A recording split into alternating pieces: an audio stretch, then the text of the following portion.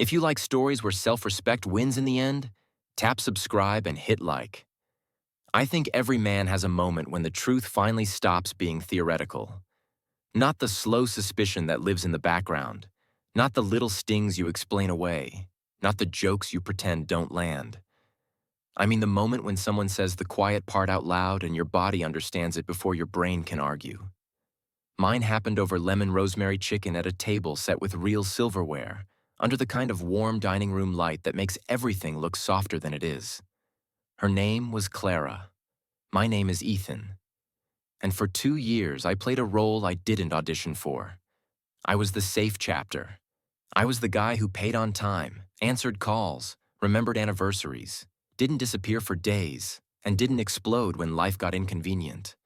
I was the guy who installed the shelves she wanted and pretended not to notice she never really made space for me on hers. I was the guy who made enough money to make her feel like she could breathe, and she loved that feeling so much she confused it with loving me.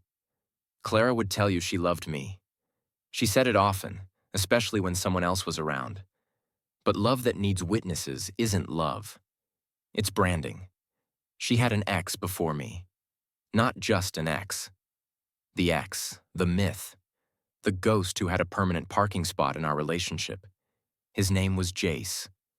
He was the kind of man who left an impression because he treated life like a bonfire. Loud, smoky, unpredictable. He played in local bands that never quite made it, but he talked like he was one break away. He lived in a rotating carousel of sublets and favors.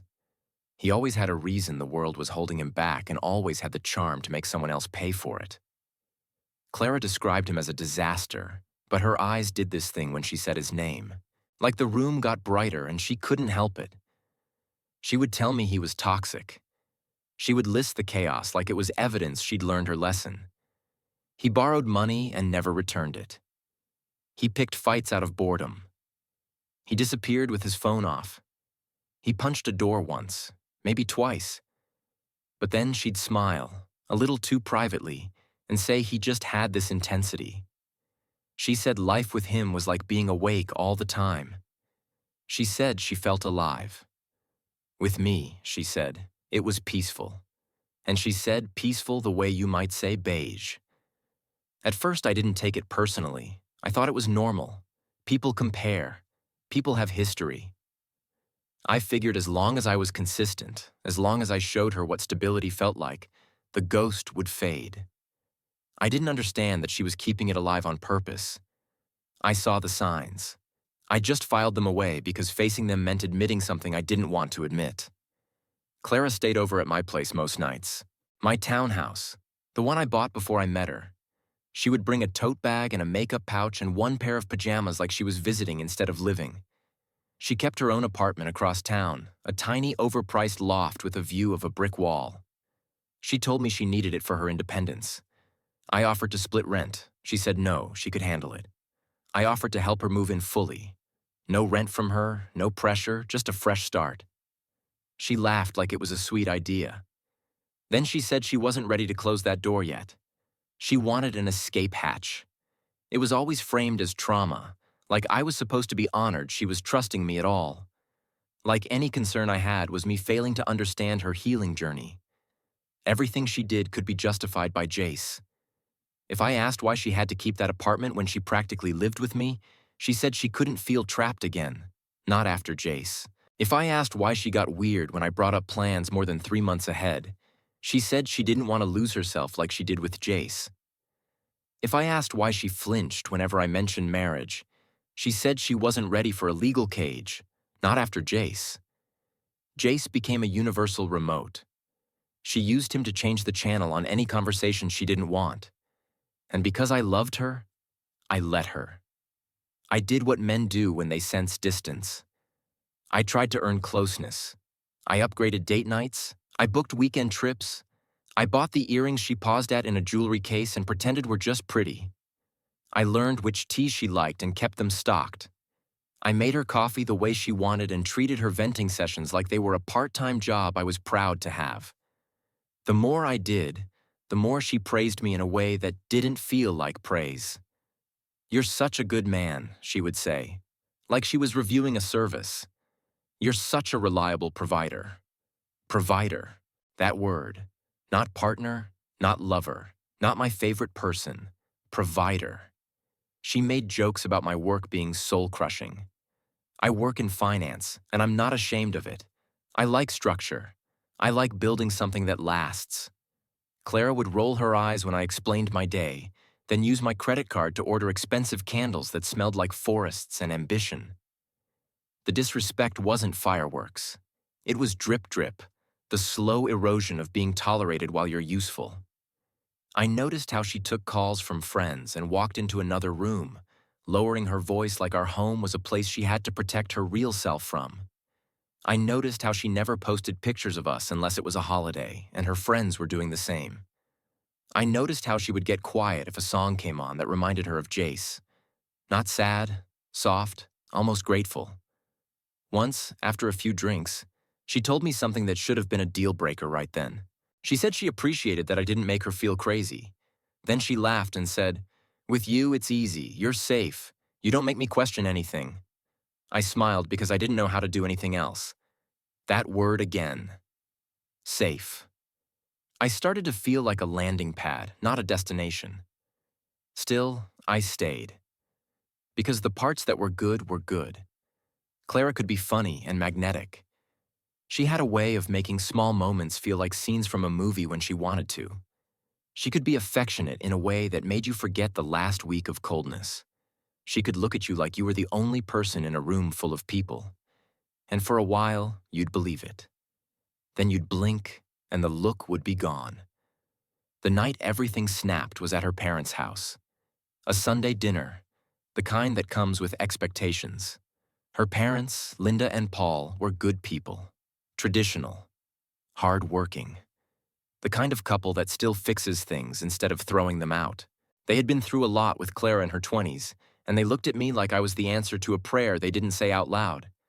I got along with them genuinely.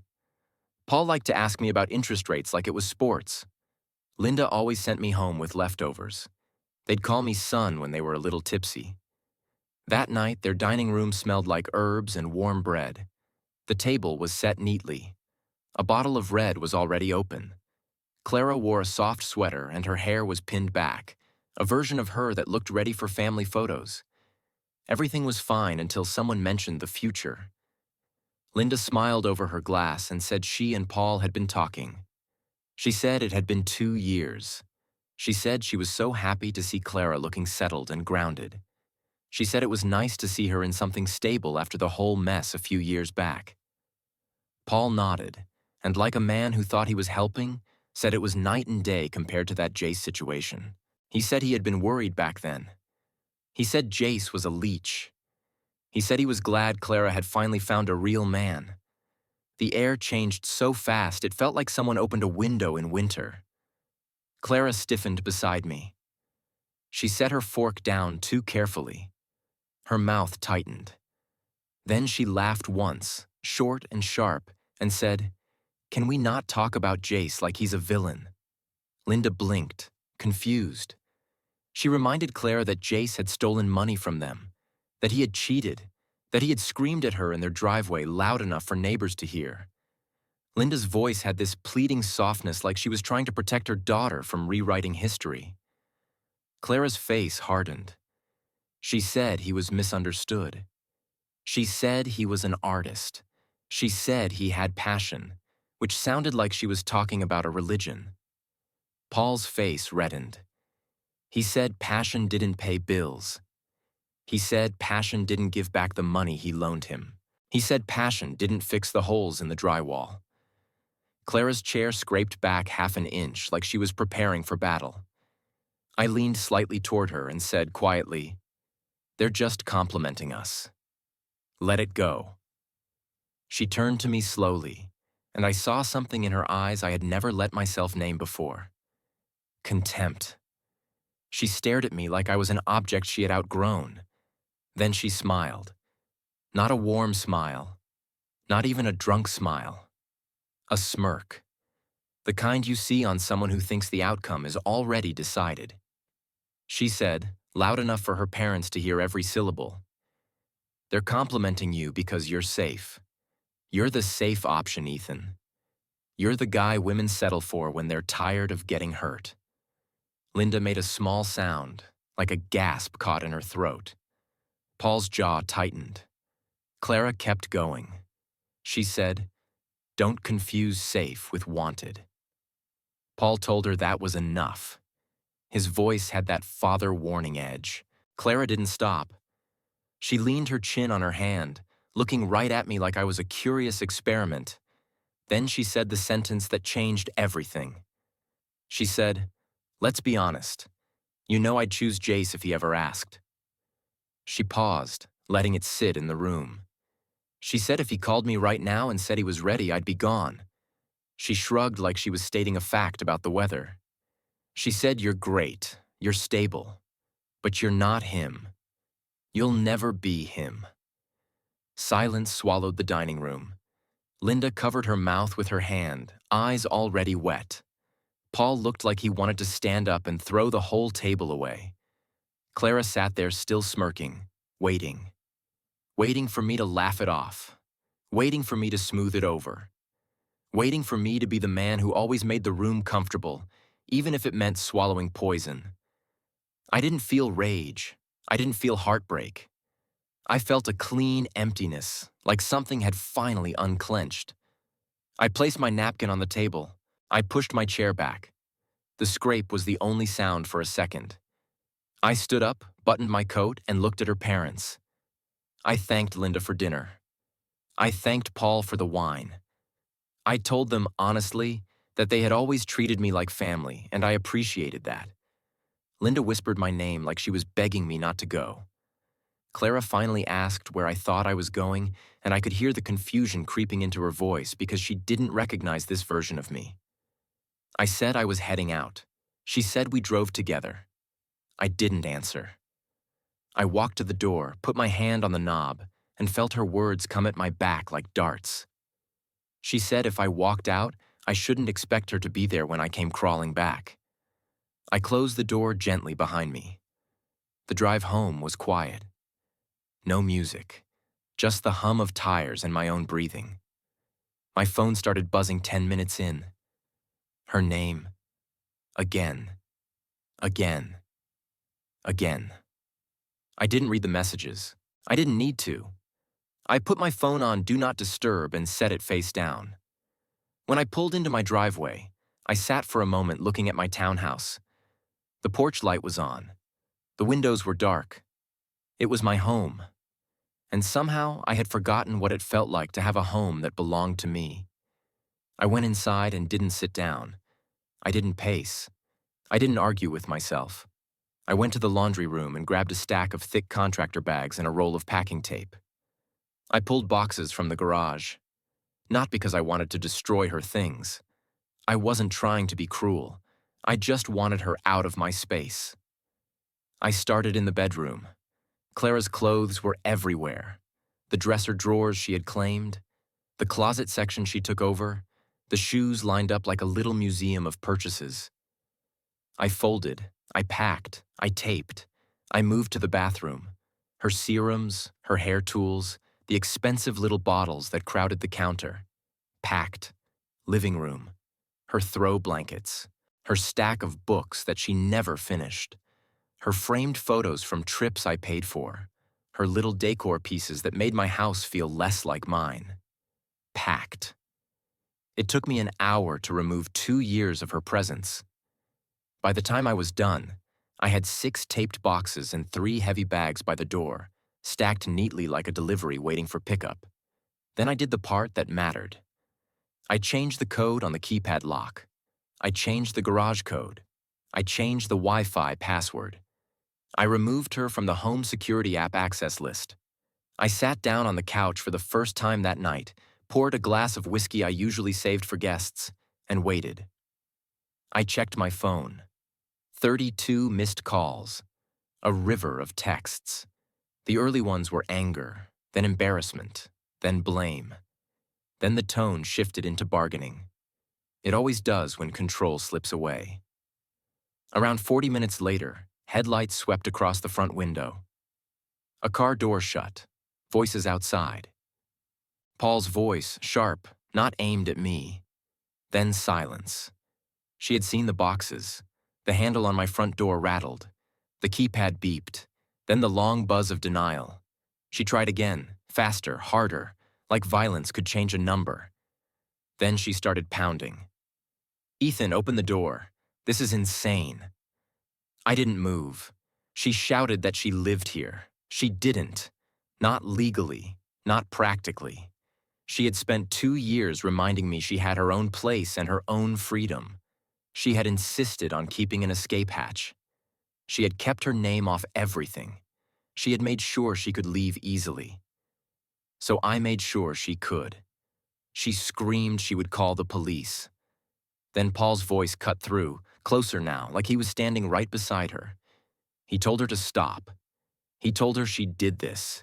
He told her to take her things and get in the car. Clara screamed, "No, he has to let me in." Paul said, "He's done, Clara. Look at the boxes. He's done." I picked up my phone and sent one text. One sentence. "You said you'd choose him. Go be chosen." I watched the typing bubble appear for a second, then disappear. Another thud hit the door, like a kick or a shoulder. Her scream was raw and frantic now, less confident, less smirking. She called me insecure. She called me pathetic. She said Jace was twice the man I'd ever be. Paul told her to get in the car again, and this time his voice sounded tired, like disappointment had finally replaced anger.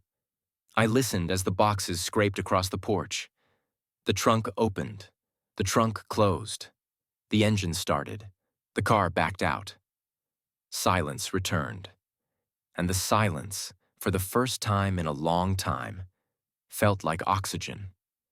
The next morning I woke up without the familiar knot in my stomach. The sunlight looked sharper, like someone turned the contrast up. My phone was chaos. Messages from Clara, messages from mutual friends, people who knew half the story and thought their job was to patch things up. One friend told me I was being harsh. Another told me relationships take work. Someone asked if I could just talk to her because she was crying. I didn't respond. Then a message came from Linda. She said she was sorry. She said they were mortified. She said Clara wasn't welcome at their house until she got help. She said she cared about me, and that Paul did too. I replied to Linda. I thanked her. I said I wished them well. I said I was done. I spent that weekend doing things that felt small but somehow enormous. I went to the gym and stayed as long as I wanted without checking my phone. I ate a greasy burger without getting a lecture about inflammation. I watched a movie without someone scrolling through videos at full volume beside me. I slept in the middle of the bed and took up space. Clara didn't come back, not in person. Instead, she tried to get under my skin from a distance. By midweek, her social media changed. The posts turned dramatic. Quotes about passion, photos of dimly lit bars, a grainy picture of her from years ago wearing a leather jacket I had never seen. Then she posted an old photo of her and Jace. 2 silhouettes on a rooftop, cigarette smoke, streetlights, the whole aesthetic. The caption said something about finding your fire again and never settling for boring. It was meant for me. It didn't hurt. It clarified. It took 3 weeks for the fantasy to collide with reality.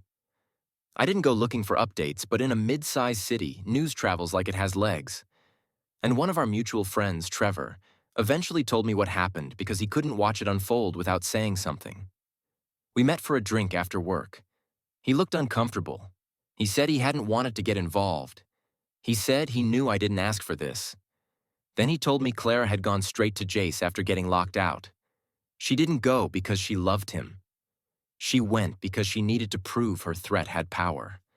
She expected a movie scene, the 2 broken souls reuniting, her choosing passion, the universe applauding. Instead, she walked into a reality she had been romanticizing from a safe distance. Jace was 35 now, still chasing the same dream, still blaming the world, still charming, still broke. He lived in a basement room under an older couple's house. Not a cool artist basement. A damp one with mismatched furniture and a mini fridge that barely closed. He had two roommates who rotated through because nobody stayed long. Clara stayed anyway, because pride is a strong drug. The first day, she acted like she had rescued him from loneliness. The second day, he asked her for money. Not a small amount. $2,000. He said it was for equipment. He said it was an investment. He said she'd be part of something big. She paid it. Because admitting she was wrong would have been worse than losing money. Then the old patterns started showing up like muscle memory. Jace flirted with women right in front of her like he was proving he could. He made fun of her for being suburban now. He called her washed up. He laughed when she tried to talk about anything serious. Clara, who had spent 2 years calling me boring, suddenly found out what boredom really is. Boredom is sitting in a basement while a grown man drinks cheap beer and talks about how he almost made it. The night it all fell apart, she tried to confront him about drinking. She tried to talk about the future. She tried to stage an intervention like she was the mature one now. Jace laughed in her face. He told her she was acting like a nagging wife. Then he told her to get out because he had someone coming over. At 2 in the morning, he kicked her out and brought another woman home. Clara called Trevor crying. Not me. She called anyone who would still pick up.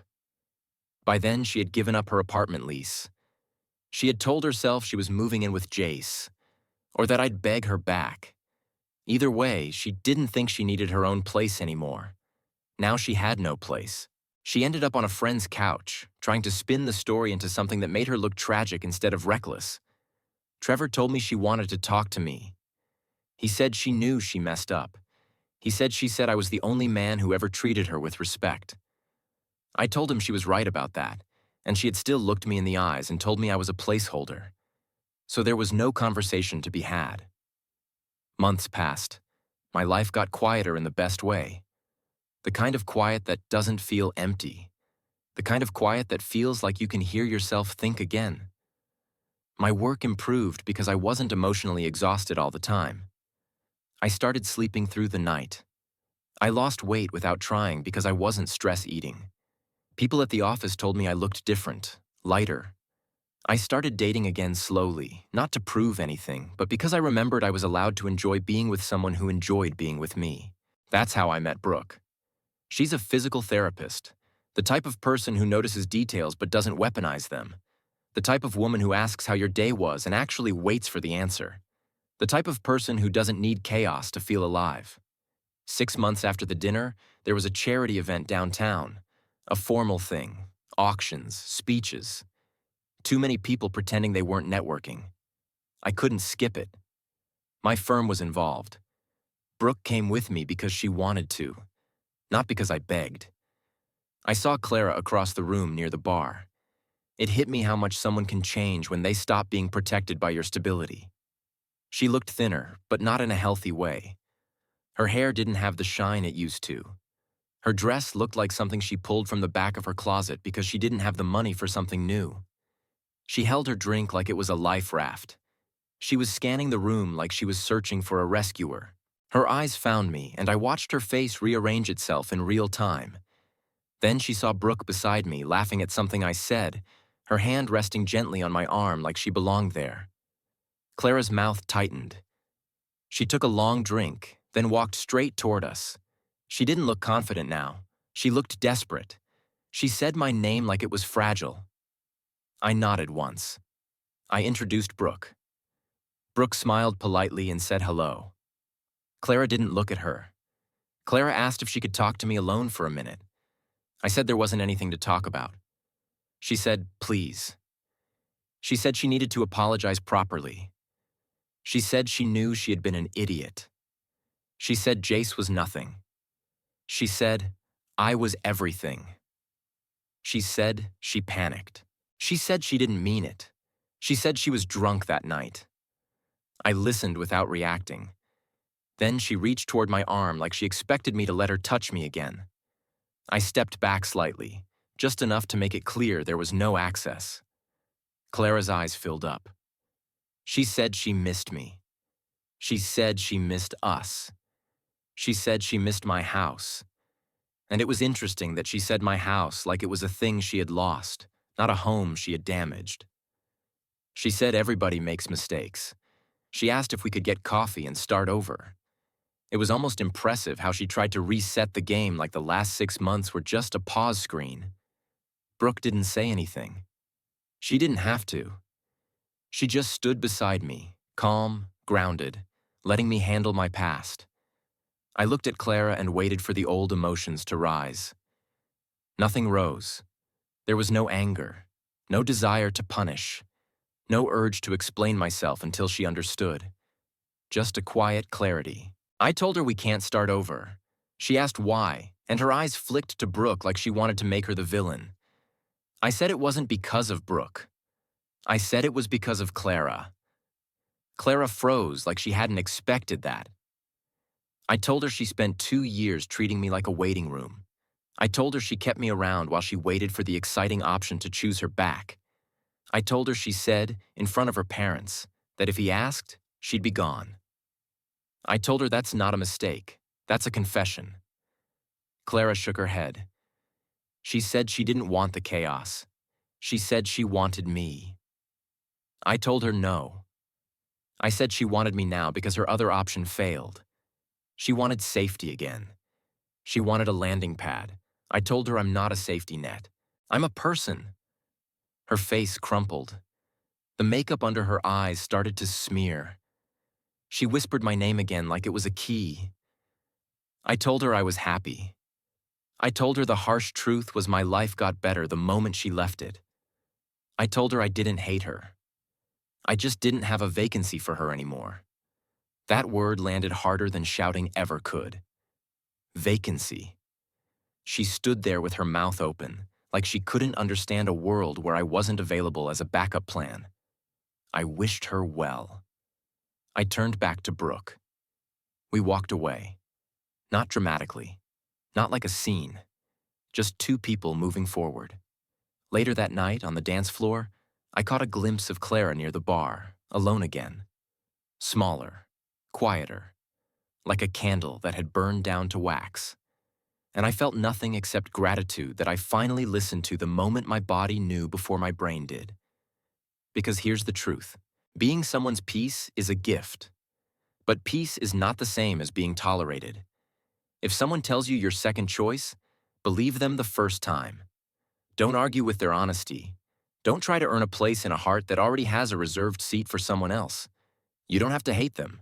You just have to leave. Thanks for watching. If you want more stories like this, hit like, subscribe, and share your take in the comments.